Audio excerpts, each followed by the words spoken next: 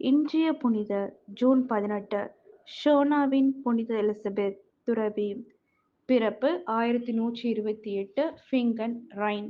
இறப்பு ஜூன் 18 1164 ஷோனப். சிறு வயதிலிருந்தே இறைவனத்தில் மிகவும் பக்தி கொண்ட இவர் தம் 12ஆம் வயதிலேயே ஷோனப் என்ற ஊரிலிருந்த புனித ஆசீர்வாதப்ப சபையை சேர்ந்தார். தனது 18ஆம் வயதில் வார்த்தைப்பாடுகளை கொடுத்து துறவியானார். குழந்தை பருவத்திலிருந்தே தன்னை இறைவனிடம் அர்ப்பணித்து வாழ்ந்தார். இவர் பிறந்த ஊரில் இருந்த அனைவரிடத்திலும் மிகவும் அன்பாகவும் இரக்கமுள்ளவராகவும் இருந்தார். இளம் வயதிலேயே துறவியான இவர் மனநோய்க்கு ஆளாக்கப்பட்டார். இதனால் மிகவும் பயத்துடனேயே எப்போதும் வாழ்ந்து வந்தார். 1152ஆம் ஆண்டிலிருந்து எலிசபெத் இறைவன் தரும் அருளை காட்சியாக பெற்றார். அவ்வாறு பலமுறை இறைவனின் காட்சிகளை பெறும்போது ஒரு நாள் மிகுந்த அச்சம் இவரை ஆட்கொண்டது.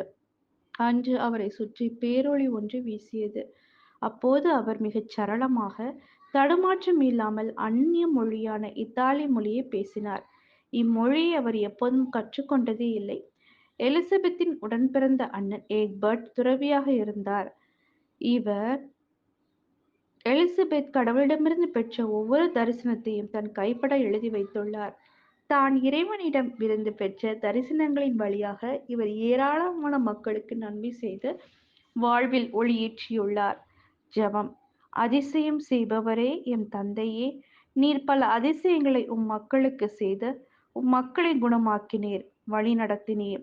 எங்களின் வாழ்வில் நீர் செய்கின்ற அற்புதங்களை நாங்கள் உணர